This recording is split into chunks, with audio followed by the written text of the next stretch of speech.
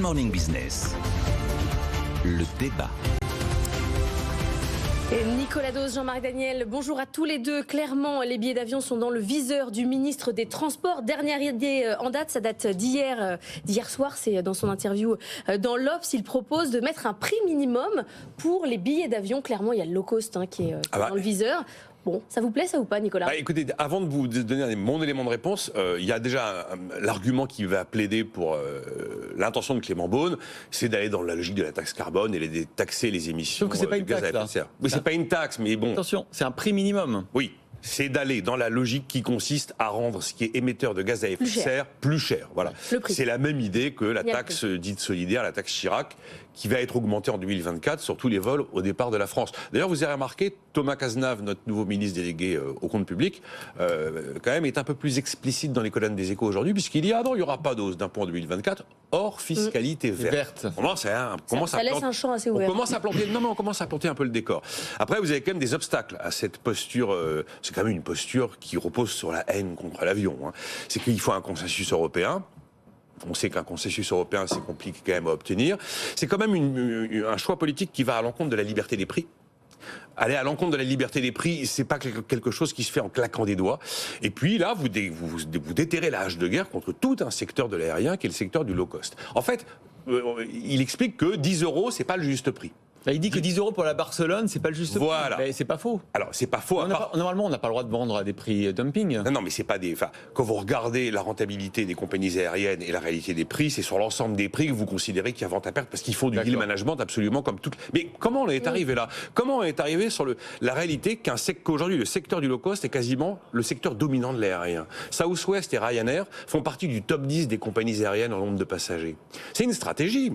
C'est une stratégie qui consiste à simplifier au maximum l'offre, avec une offre qui va de point à point, qui va privilégier des aéroports secondaires, tout simplement pour faire baisser les coûts unitaires de production et faire baisser les prix. Ça, c'est une. Alors là, je vous donne une lecture purement économique de comment est-ce que ces prix fonctionnent et pourquoi est-ce que le secteur du low cost s'est hissé au premier rang des secteurs aériens en termes de rentabilité.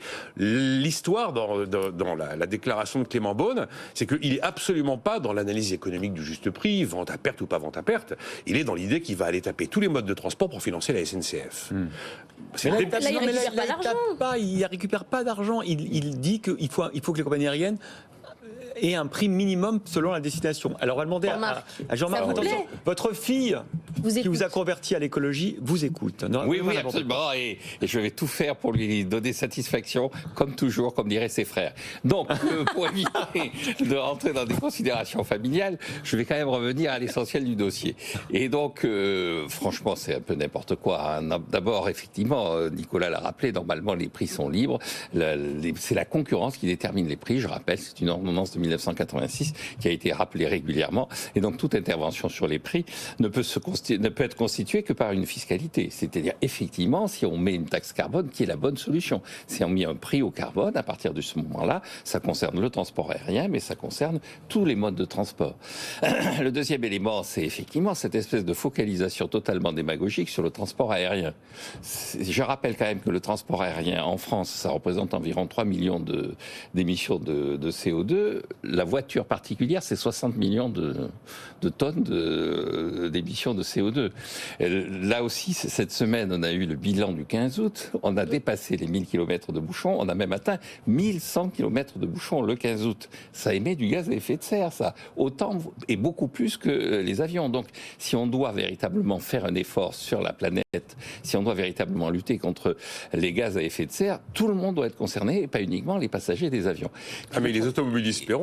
Oui, mais pour l'instant, encore une fois, il ne s'agit pas de faire payer, il s'agit de mettre un prix. Et si vous mettez un prix plancher, vous sortez du système tout un tas de gens. C'est-à-dire ceux qui prenaient l'avion, on parle des low cost. Un des grands enjeux de la libéralisation du marché du transport aérien, ça a été de permettre à toute une partie de la population d'accéder à ce transport. Et donc là, c'est une mesure véritablement antisociale. Les gens riches, qui sont supposés être menacés par cette mesure, vont continuer à prendre l'avion. En revanche, il y a toute une partie de la population qui ne pourra plus prendre l'avion.